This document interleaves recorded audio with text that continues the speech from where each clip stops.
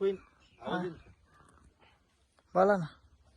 विनायक सोमनाथ दैवते यांच्या घराचं काही दिवसापूर्वी विजेच्या शॉर्ट सर्किटमुळे आग लागून 100% या ठिकाणी नुकसान झालं आणि संपूर्ण मावळ तालुक्यामध्ये विनायकच्या घरावर जो आघात घडला त्याचा खूप मोठा समाजाला देखील दुःख झालं आणि समाजातल्या अनेक दानशूरांनी एकत्र येऊन यामध्ये विनायकचं नवीन घर उभं करण्याचा संकल्प केला.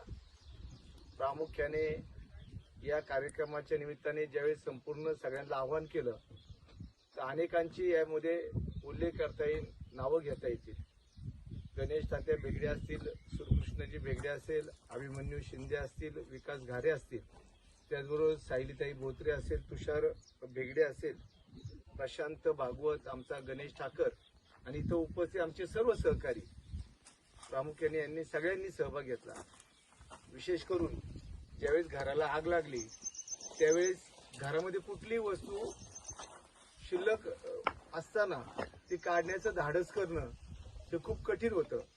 साधा घरातला चमचा देखील या ठिकाणी परत निघू शकला नाही, एवढी प्रचंड आग मोठ्या प्रमाणात या ठिकाणी पसरली. परंतु जे घरात सिलेंडर होते त्या सिलेंडरचा स्फोट झाला असता तर त्याचं नुकसान बाजूलाही झालं असतं आणि त्या ठिकाणी भाऊनी खूप मोठं धाडस दाखवलं.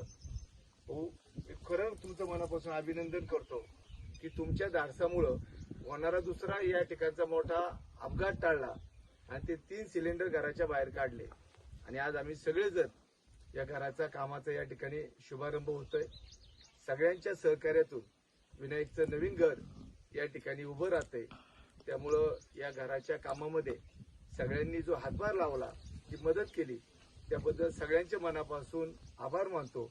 आणि ज्यावेळेस विनायकचं पूर्ण घर होईल त्यावेळेस आम्ही सगळी मंडळी पुन्हा या ठिकाणी एकत्र येऊ आणि त्याच्या या घराच्या नवीन वास्तूमध्ये त्या ठिकाणी आनंदाने सहभागी होऊ हा विश्वास व्यक्त करतो. धन्यवाद.